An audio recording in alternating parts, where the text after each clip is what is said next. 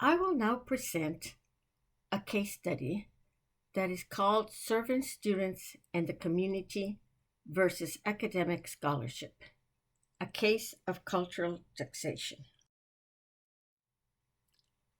This case study illustrates a situation narrated by a scholar who found herself in a position which prevented her from achieving her research goals due to an excessive workload. This is her story.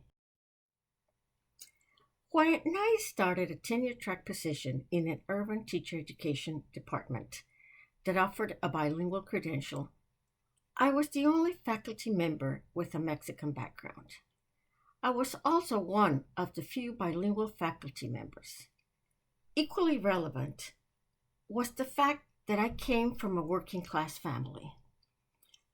My father attained his education by attending the late shift, La Nocturna, starting in elementary school. He worked during the day in a gas station and studied at night from elementary school all the way to law school. He instilled in me the notion that education was a viable vehicle to achieve a certain degree of social justice in society. My family was also convinced that people with formal education had an obligation to give back to the community. At that time, most of our teacher candidates in the bilingual credential program came from rural areas, 60 to 80 miles away from the university. I lived 20 miles away from the university. So, in order for me to supervise them when they were doing student teaching, I had to drive 200 miles round trip on a daily basis. 90% of our student teachers came from farm workers' background. Most of them were working full or part-time in their student teaching placement in the rural hometown. They wanted to be part of the educational system because they knew how to teach children from a cultural and linguistic diverse background. All of them had suffered at school because their language and culture background was deemed inferior. The candidates from these rural areas were determined to make a difference in the educational system. This situation posed an enormous dilemma. Who was qualified and willing to supervise them in such faraway schools? These candidates were my students in other classes, and I had become their de facto mentor. I was the most invested in their education and success. As a non-tenured professor, I don't know if it would have been an option to refuse to supervise in remote rural areas. On the other hand, I wanted to supervise their teaching and mentor them to be successful. I was a willing participant that enjoyed the mentoring and the closeness with the community, but was crushed by the incredible and unsustainable workload. In addition to my rich cultural and linguistic background, I was also very well prepared and posed to pursue academic research. It seemed the work that I was tasked to perform in the department made academic research extremely difficult, if not impossible, to achieve.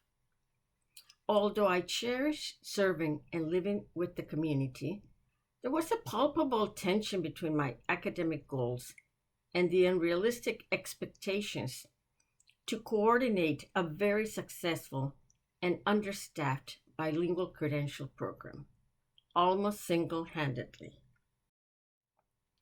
In my case, I was the perfect missing piece to the puzzle.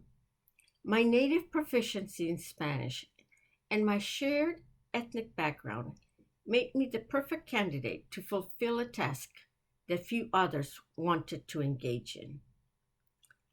I also understood the importance of opening doors and support the dream of rural teacher candidates. Yes, it was indeed rewarding, very rewarding. What was the price? My dreams of successfully documenting and publishing the realities that I encountered were pushed to the side. I barely survived academia, but I gave up my dreams to explore and analyze social phenomena that are vital to understanding our communities. In 1994, Amado Padilla coined the term cultural taxation. It is described as a significant dilemma for ethnic scholars because we frequently find ourselves having to respond to situations that are imposed on us by the administration, or it is assumed that we're best suited for a specific tasks because of our race, our ethnicity, or our presumed knowledge of cultural and language differences. Service on behalf of cultural diversity is not usually in the equation for promotion within academia. Thus, what I mean by cultural taxation is the obligation to show good citizenship toward the institution by serving its need for ethnic representation on committees or to demonstrate knowledge and commitment to a cultural group, which may even bring accolades to the institution, but which is not usually rewarded by the institutions on whose behalf the service was performed. Amado Padilla, 1994. Thank you very much. We appreciate your participation.